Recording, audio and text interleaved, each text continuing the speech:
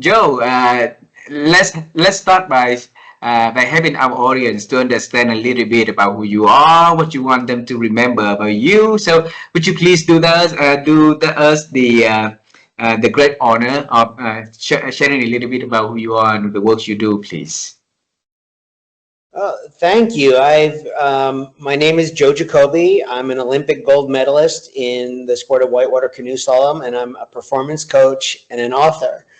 And I would say that one of my, my main sort of approach to what I do is that I take the art of surfing waves and I use that to develop a process of deep reflection and meaningful personal transformation. And yeah, I think just incorporating elements of nature and getting outside into a overall point of really setting the compass on your life towards the direction true north. I mentioned I'm an author. I did write a book, but these days I'm also writing a weekly essay, a short weekly essay called Thinking in Waves, where I am transferring my experiences and lessons learned surfing offshore ocean waves on a specially made kayak for doing that called a surf ski. And I transfer that process of surfing waves into an innovative model for clear and creative thinking. So that's kind of what I'm up to. And of course, I have a lot of time on my calendar to get outside and enjoy nature. Ideally with my girlfriend Maria, we love being outside together, whether it's in the snow, on rivers, in the ocean. Yeah, we really enjoy kind of seeing beautiful things outside together. Beautiful, beautiful. Joe, I'm curious about the thinking in waves. So before we start with the topic of wisdom, let's dive into thinking in waves so that we're not going to get forgetful about that. Okay? Yeah. All right. So, yeah, the origin of the thinking in waves is that I have a coach for the sport of surf ski. He's an amazing coach and an amazing paddler named Boyan. He's located in the southern Spain, and Maria and I go to visit him once or twice a year. And Boyan is a really interesting character. He has like a very specific process for surfing a wave. It has different steps. And I remember the first time I met him, I kind of challenged him. I said, hey, isn't surfing waves like this creative, artistic expression? Like, dude, I'm surfing a wave. And like, won't a systematic approach to surfing a wave kind of ruin that energy, that vibe? And he said, no. He said quite the opposite. The idea of having the steps to surfing a wave is to kind of let you know where you are in the process. And if you fall off the wave, you'll know how to kind of get back on, by redoing the steps again. And so at that moment, I kind of had this personal revelation that I think inside of us, all of us have like an inner artist and an inner scientist. And maybe we lean one way or the other, but like I think we've got to work towards bringing the two together. And my love of surfing waves does exactly that. And so what I did with Thinking in Waves is I took this process of surfing waves, I moved things around a little bit and I shortened the steps to 5 steps, but I developed this, what I call the wave surfing progression. And the idea is that, I look at life as like a series of waves. Our relationships, our health, our professional pursuits, creativity. And the idea is like how to ride those waves, the up and downs of those waves, using the steps of the wave surfing progression to ultimately improve your thinking, your mindset around it, and ultimately change behavior and achieve better performance. And so I like to say, ultimately, like, surfing spectacular life waves. Oh, wow.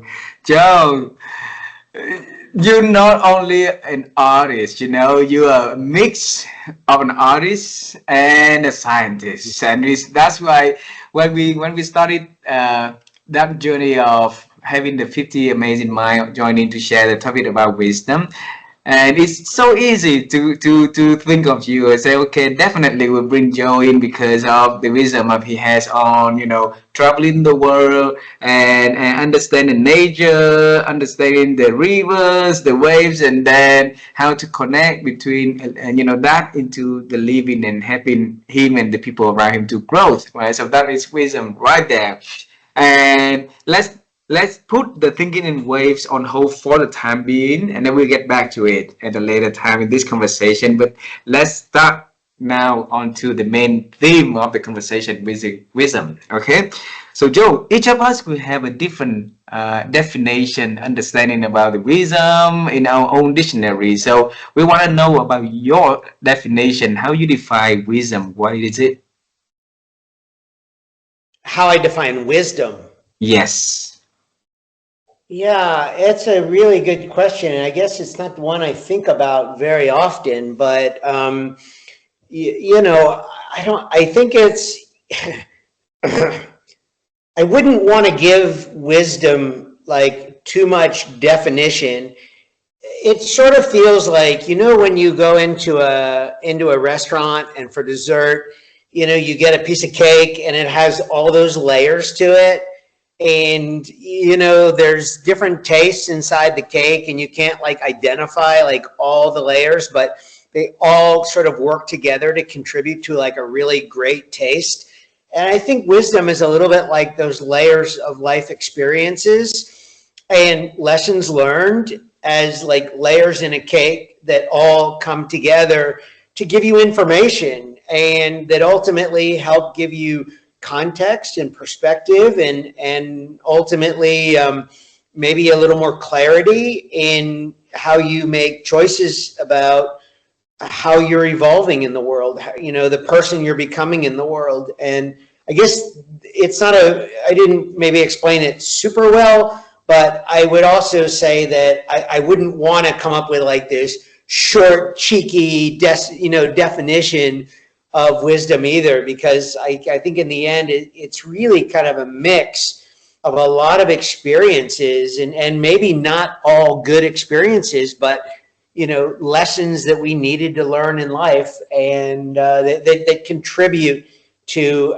the enjoyment of our path in this life. Wow. This is the first time out of the 50, all the many conversations we had about wisdom. This is the first time I heard about using cake as a metaphor to define wisdom.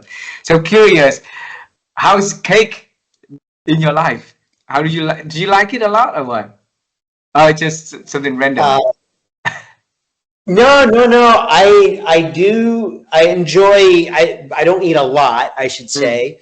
But listen, I made a big life transition to live in the Spanish state of Catalonia, and I love living here. And food is one of the things that I love most about it. And we eat some really interesting cakes over here. It's a big part of our holidays and festivities and traditions. There's a lot of different kinds of cakes, but I don't eat a lot of it. But I certainly enjoy a good piece of chocolate cake.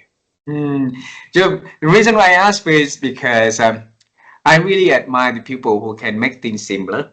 Okay, so wisdom is a very big idea, right? And then when some people we have the ability to make from that big concept onto something that people can relatable, like in your situation is a cake. Some other people they will do like a different example, so it helps us to go through the thinking process a lot easier and a lot more relatable into our daily activities, and that is a skill.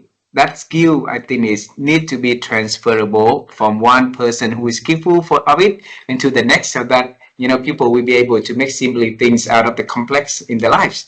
And there is a saying that simplicity is a most complex things to do also, right? So Joe, how can you build that capacity of visualize something and make it a metaphor or something that it can be easily relatable and think about? You mean in terms of For example, if in you could terms just of, sort of yes, simplicity. yes. So, for example, like when I asked you about wisdom, that you thought of cake, and you use cake as Yeah, example to explain things, and it make the audience or in here, which is me, and maybe other people also feel it easier to understand and for to sure. absorb. Yes. Yeah, I mean, by the way, I've never used the cake example before, but I don't think I've ever really been asked about the definition of wisdom either. But I think also I was listening to, how you approach, this idea that, the simple things can be complicated. I would actually, the way I like to sort of talk about simplicity there is that I think things can be very simple but not easy, or and I think that's a place where people really get a little bit confused about simplicity. Simplicity is a really important word to me, and I'm always wondering if there are ways that I can simplify a process or an idea. I think writing is really helpful for me to do that. I mean, I always write these weekly essays, the Thinking in Waves essays, and then I find myself, okay, the first draft is done. What I don't think about what needs to change. I think what needs to be subtracted, like what needs to come out. And what I think another way of saying it, I mean, I think when Da Vinci, was, I'm paraphrasing here, but when Da Vinci was doing the statue of David, I think it was a pope who asked him, like, how did you do this statue? And he said something to the degree of, well, I just removed everything on the stone that wasn't David. And that to me is like my favorite definition of like simplicity. It's like, it's just removing what isn't the essence of the task. It doesn't mean that it's easy, but, and then I think that is where maybe we tend to sort of confuse the complication, is when we sort of confuse simple and easy. But simple can be very challenging, but I just think with it, we sort of see the essence of a person. We see the essence of an idea. We see the essence of a relationship. We see the essence of a community, of a movement, of a business. Yeah, it's not always easy to do, but I think it's a great lens to sort of hold over the things that we look at. And yeah, and I also suppose that, that is maybe a way that simplicity contributes to wisdom as well. Mm, absolutely, absolutely. So when you say that wisdom comes from, life like a waves coming to our life, right? So why there are people that cannot respond to those waves and build the wisdom for themselves? Why are other people be able to do it and do it well, do it early in their lives?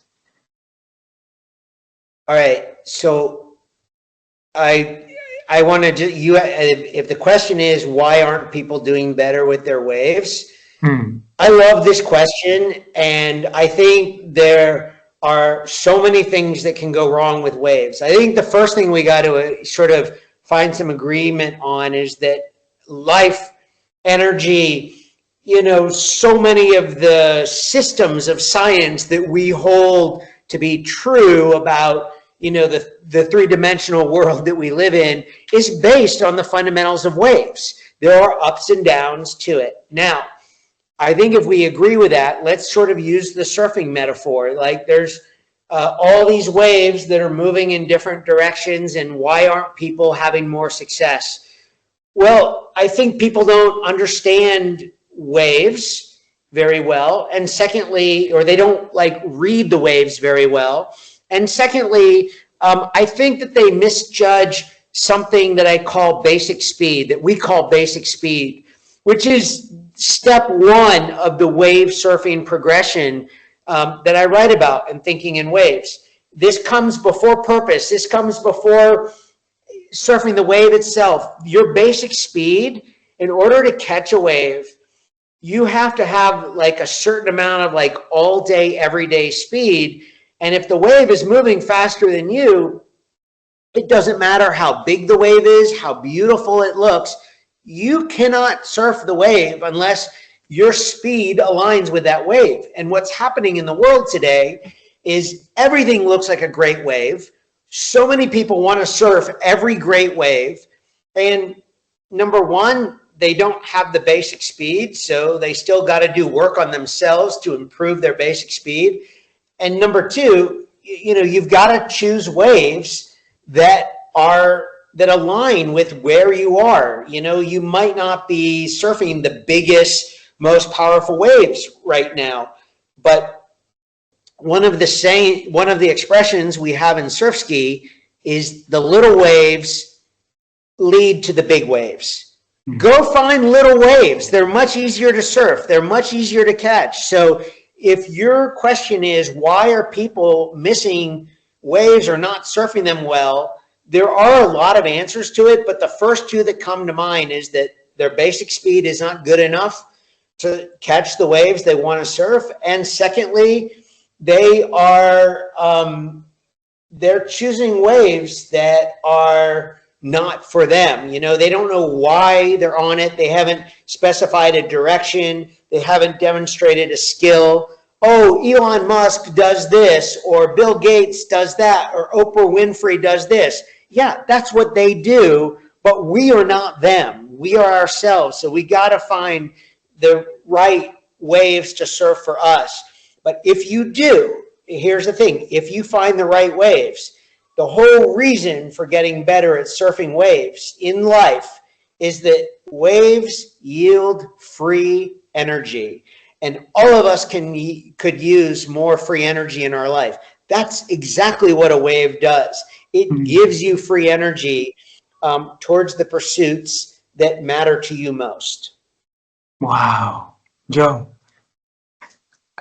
I got goosebumps in my skin when you talk about the read the and you understand the waves and then understand our basic speed, and those seems to be fundamentally basic, right? And so many people don't get it. So many people don't get it. They want to chase the big waves, like you say, and they miscalculate, misunderstood about their ability and their speed. We means their strength, so that they keep chasing something that unattainable, unachievable, unsuccessful. The chance for them to be successful at those waves are small. And because of that, they're heading against the current, and they're not letting the waves to give them the free energies to go into that direction a lot easier. So whoever got lucky to go into to go into the finish line, they get there not happy. They get there exhausting, and they get there. And when they look back, nobody with them. So the whole notion of understanding, if they get there at all. Yeah, if they get it at all, right? It's really funny, as I just finished speaking about that, I was thinking about your grandfather. And if you actually look at his life, like you mentioned, he worked every day. You know what happened when he worked every day was that he developed a better level of basic speed than a lot of other people around him. And by having a greater capacity for, basic speed, and by the way, basic speed is not sprinting, it's not grinding, it's kind of your all day, everyday pacing. And your grandfather working on that at a young age So when he started to think about what his purpose in life was going to be and what kind of waves that he was going to surf, he had a much, much better starting point for, yielding, acquiring and working with the free energy of the wave, just based off that. That is why, in the wave surfing progression, we have all these other things that come after basic speed. But like, look at the life of your grandfather. Like, he's with us today. He's in a good state, and he's living a life of purpose. But what really allowed him to do all of that? It was a great basic speed, and he would never tell you that it happened by eating the right diet or doing sets of intermittent fasting. He wouldn't tell you that at all. No, show up every day and do the work, and start to work like that. You come up with better ideas. You come up with better focus about where you want to go in life.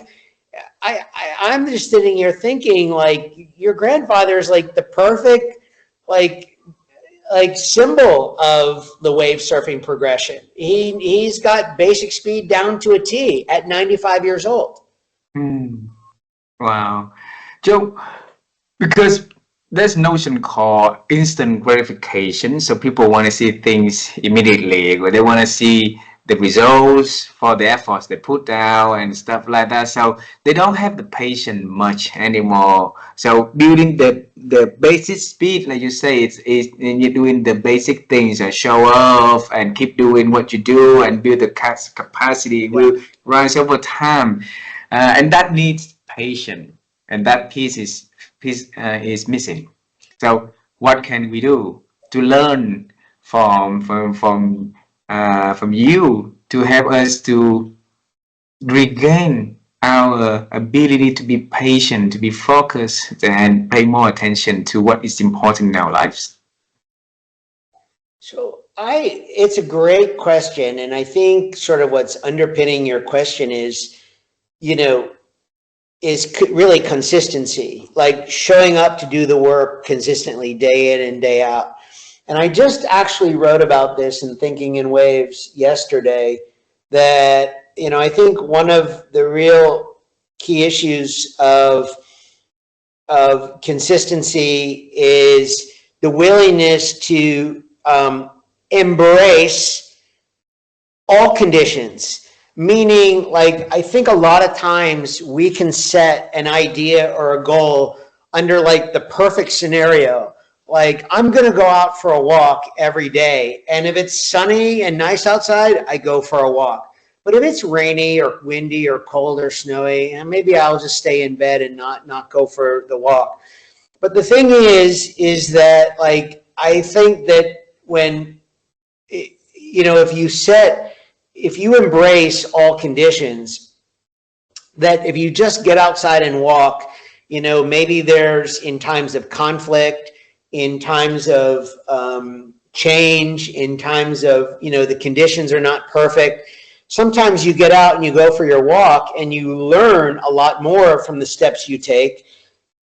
You get better at taking those steps, and it adds something more to the overall pursuit of what you're doing. And I think, you've got to be curious, but you've also got to think about what it means to embrace all conditions. Meaning, I think when if you just set up to perform when the conditions are perfect, as soon as the conditions are not perfect, you don't have a plan and you don't really know what to do. I don't think that you have to, prepare for the worst day out. I just think prepare for a range of scenarios, a range of possibilities without being too specific, and to get out and go for a walk, it doesn't mean you have to walk for 2 hours in the rain, but what? Get outside and feel the rain on your face a little bit. You can come in 15 minutes and take a shower and drink some tea and warm up, but that walk in the rain is as good for you as a walk on a warm, sunny day. And you're going to see things differently. You're going to notice things differently, and you're going to build up a unique kind of resilience as well, like the consistency that shows up. And I think that's how you get more consistent. That's how, basic speed is built over time. And that's what underpins this idea of patience. And also, it helps you to understand the waves, right? The right kind of waves that is for you, so that you can borrow, you can leverage, and then you can use the free I wave love that. strength. Yes, right. Right. So, Joe, in the world of so many I, choices, yeah, I'm sorry. no, go ahead. Go Yeah, in the ahead. You world you of you so were many. you were saying something. No, I was just going to say, I think that, as you mentioned, as you beautifully brought the wave analogy into the basic speed, the third of the 5 steps in the wave surfing progression is called wave selection. And my coach has a beautiful saying about surfing waves in life, or really surfing waves on the water. I just applied it to life. And he says, you will, your best rides on the wave will not be judged by the waves you catch. They'll be judged by the waves you let pass you by, essentially the waves you choose not to ride. And so essentially this third step of wave selection, and this is what basic speed also helps you do, it not only helps you figure out which waves are for you, but it helps you to see which waves are not for you. Again, I bring this back to your grandfather after all these years.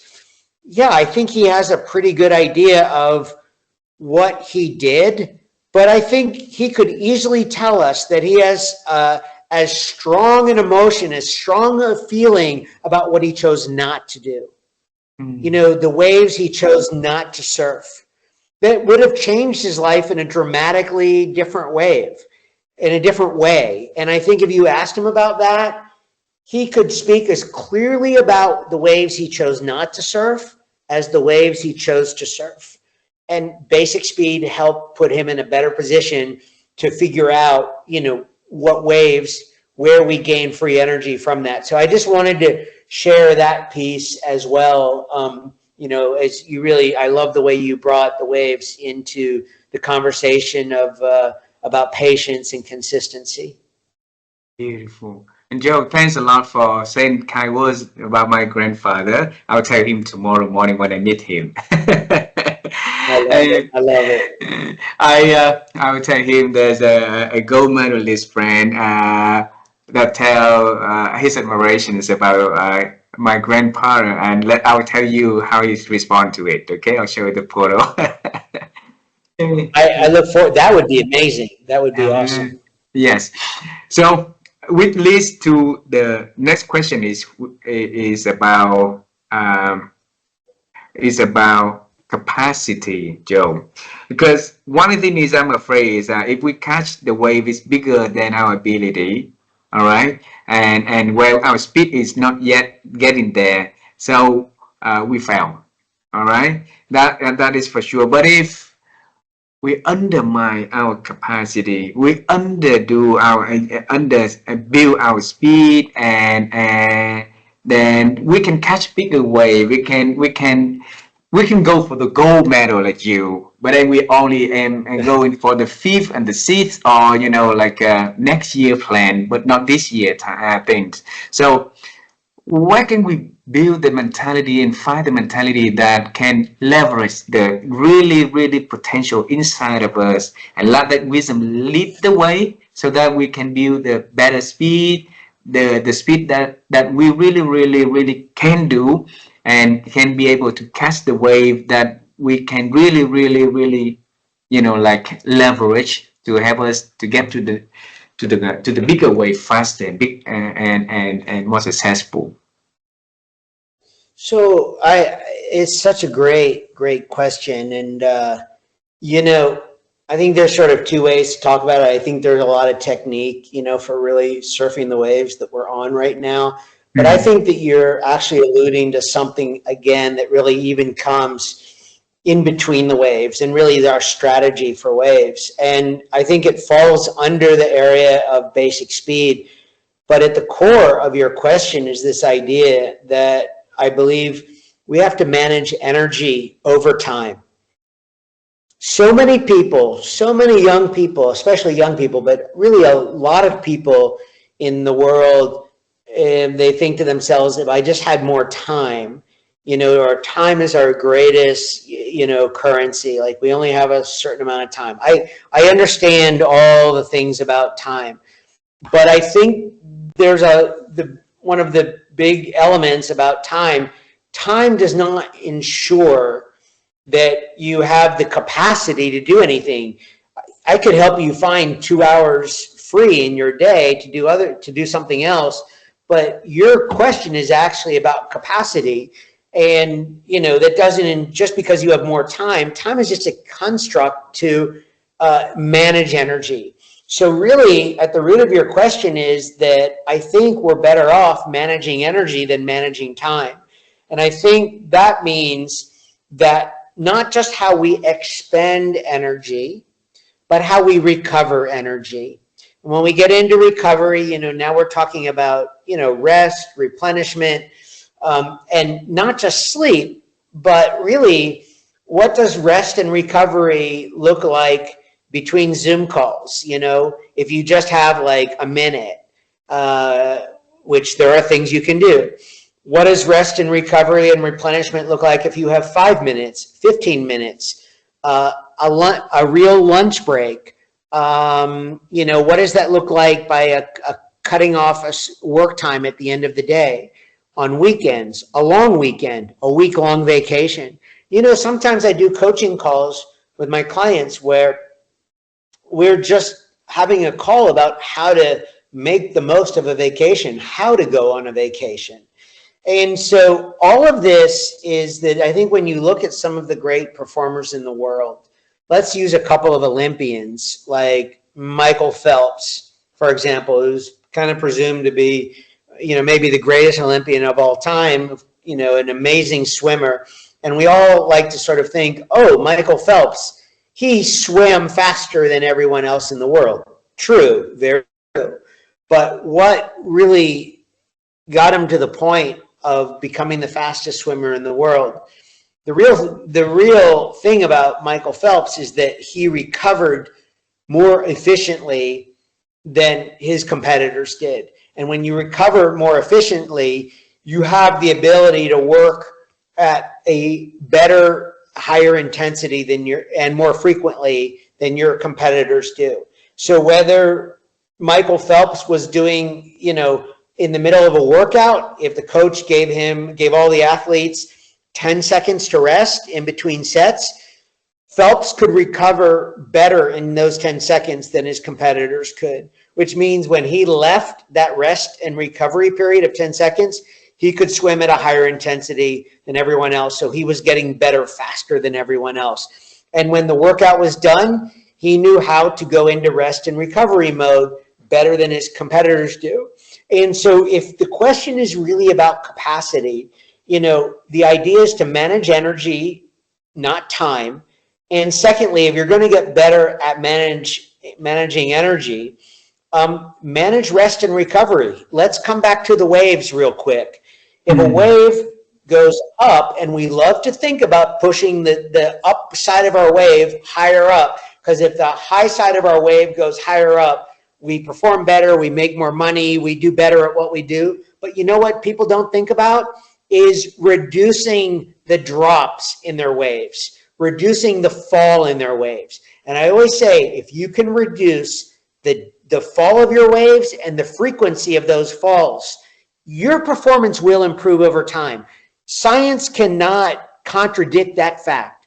If you can reduce the fall and the frequency of your waves, your performance will improve. That is what rest and recovery does. It's exactly what it does. It's exactly why Phelps, went on to become like best Olympian of all time. That's why he was able to swim more intensely with better technique, with better strategy than his competitors. It's because, he had more, he managed his energy better. Wow. Joe, that leads me to one of the training that I facilitated back a few years ago in Singapore. So we had a top talent of sales team around the world for a company coming to Singapore for training, and and everybody said that they are the best of the best in the field, right? So we draw a mountain when they're in the top of the mountain, so they're the best there. And they say, okay, what's next of the best? So it's a steep valley for them to falling down. If they keep taking another, step forward, they will fall because they're already at the highest of the mountain already. There's no way for them to continue to rise. So with that being said, Joe, how can we build and use the wisdom in life so that we can get better, get better every day instead of, like going to top of the wave and then, falling down with the gravity when the gravity pull the wave down.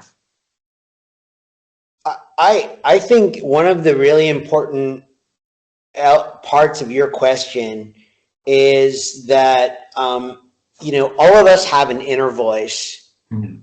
We all have a personal narrative also that we tell ourselves. And I think I really want to focus on the inner voice. If the stories and the metaphors that you're using are not correct, I think it puts your inner voice in a position of struggle. Meaning, I see this mountain metaphor used all the time in business, and I think people get a lot of things wrong about the idea of what really happens on mountains. What really happens on Everest. This idea we just go to the top of the mountain and we win. That is so not true. I think going up mountains is helpful. I think they have their place. But I think we misunderstand what really happens and what the tops of mountains are really like. I always say that the problem with the top of the mountain, there's no space up there. There's nowhere else to go up from, and there's very little oxygen. So you go up there, you do what you're supposed to do on the top of the mountain, and you come back down. And coming back down mountains are not easy. And I think that if you're going to use mountains as metaphors, you can look at the way people climb Mount Everest. No one just goes straight up the mountain. They go up to these different camps along the way. They go up and then they come back down. They go up and they come back down. They're acclimating all the time. And when they eventually start to work their way up, and it takes it takes a few weeks to go up and acclimate at the different, camps and the different elevations, they finally get to the top. And then we've also heard these really tragic stories of people who died coming back down the mountain.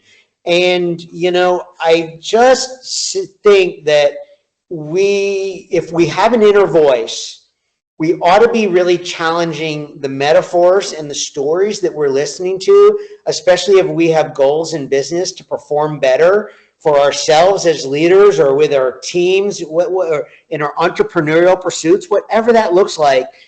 I think that if you get the metaphor wrong, it does damage to your inner voice, because your inner voice starts to tell you things like, oh, we got to be on top of the mountain. We got to keep going to the top of the mountain. And it's just not true, and it's not healthy either.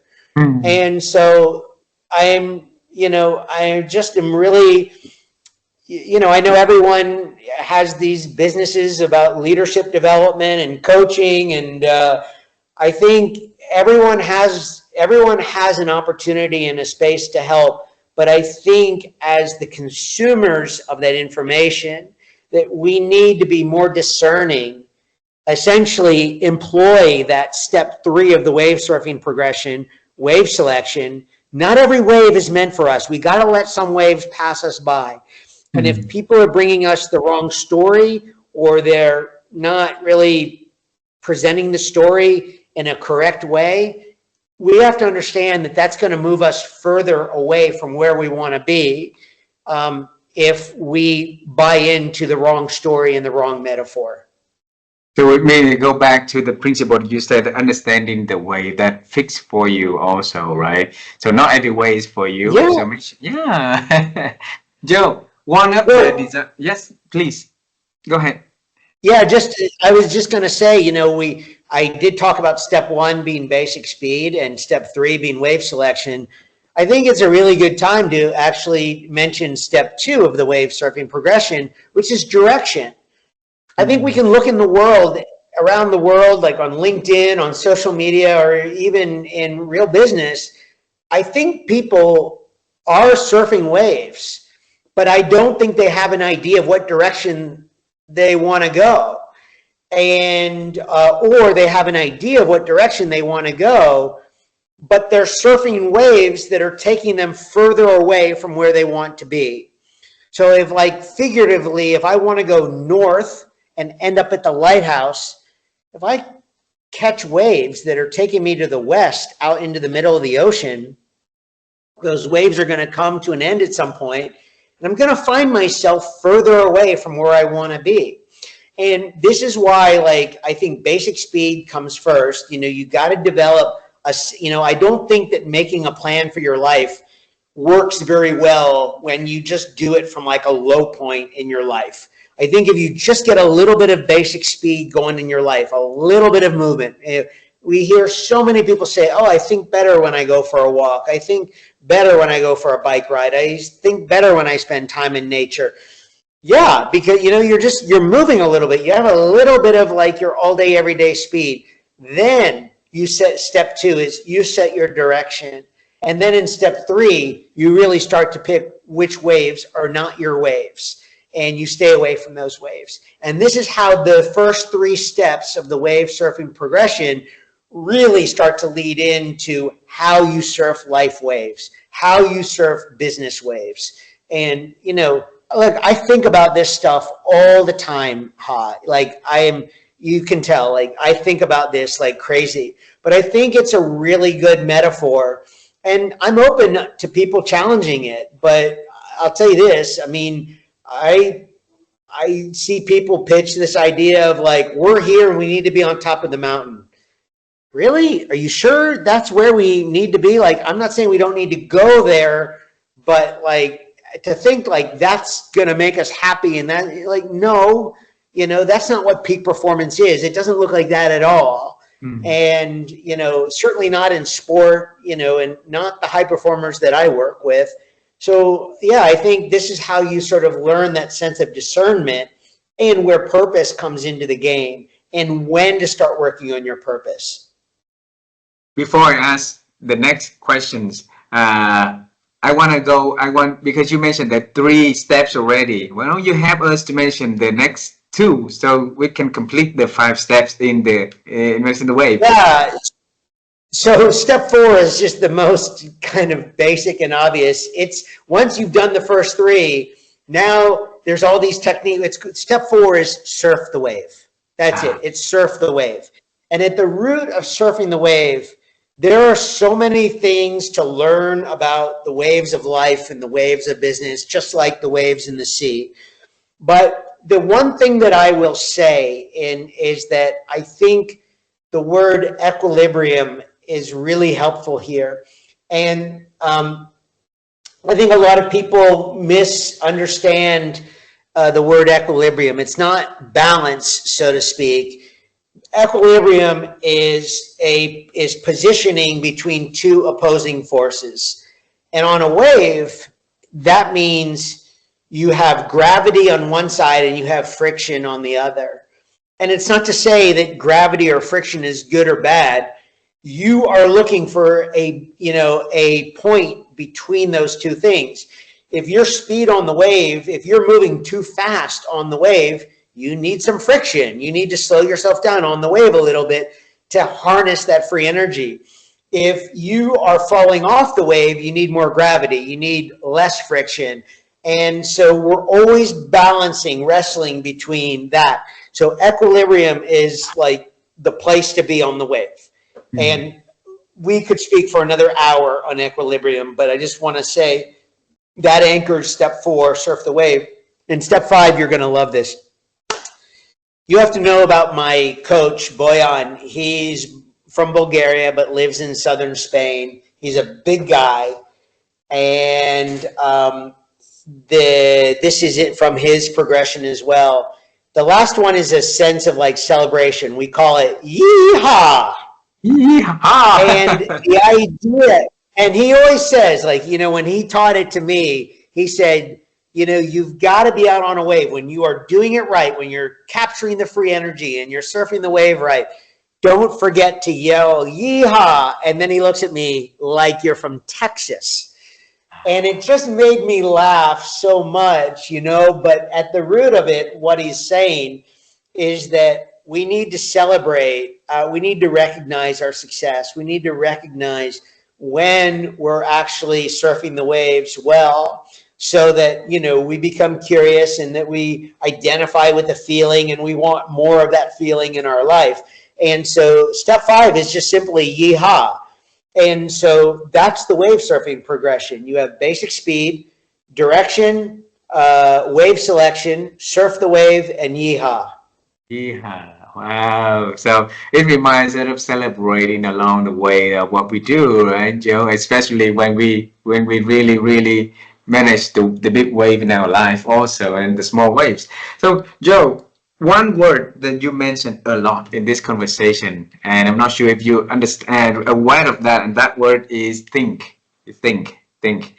And my wife and I, we've been on the quest to help people to improve their ability to think, because we believe that is the basics of the transformation where it starts, right? So if we can think well, then we can, come up with better idea and can execute it and get a better result. So assumingly, okay? So for every conversation that we've been having, we always ask this question, and we want to ask you too. So, how have you been growing your ability to think?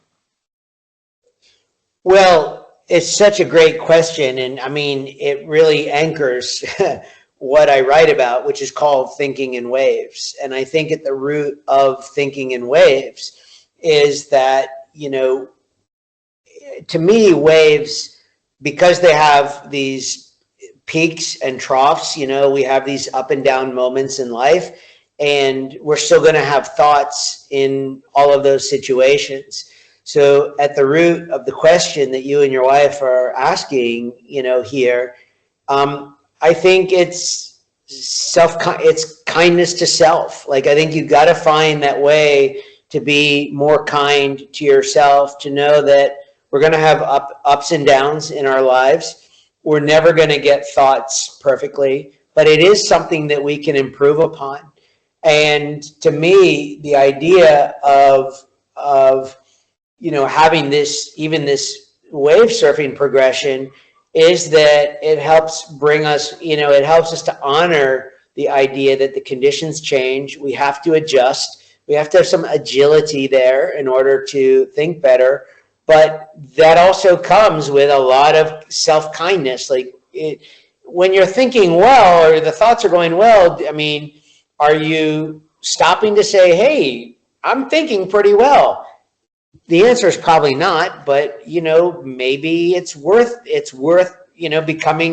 taking that pause to say, hey, you know what? I do notice my thoughts are better at the moment, and just notice that. Don't say that it's going to stay like this forever. It's going to change.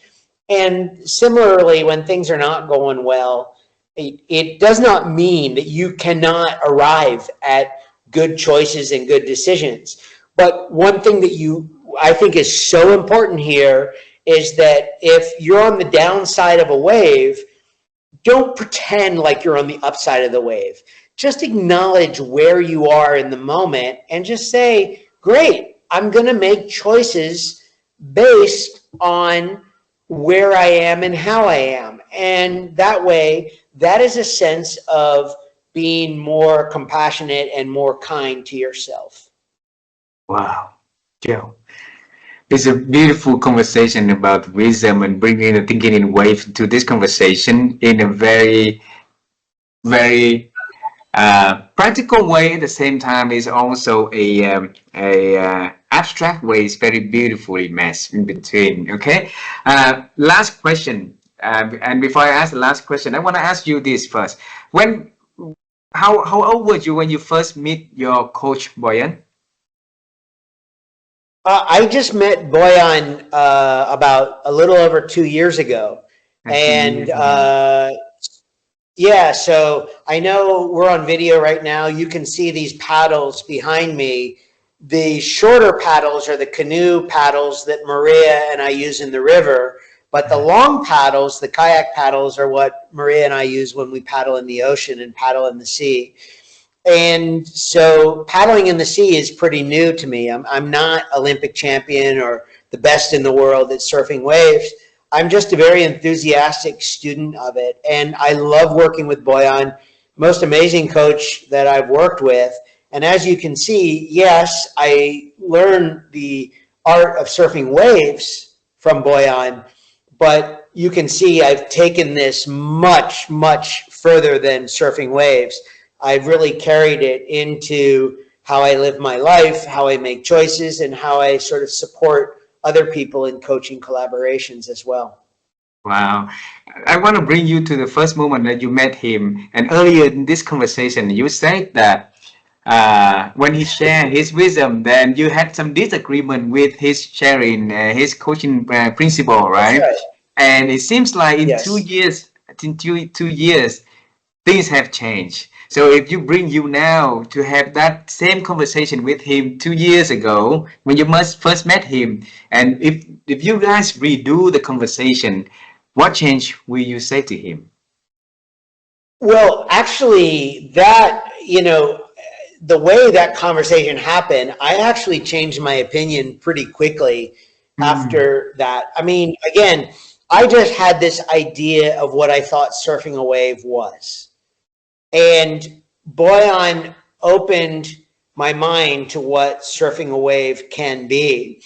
And basically, what a good coach does is that he sees your blind spot, he sees what you're not seeing. So, and by the way, I mentioned inner artists and inner scientists. Most people don't walk around this earth as like 50-50 in that. Everyone has it. I walk around leaning heavier to the inner artist than the inner scientist.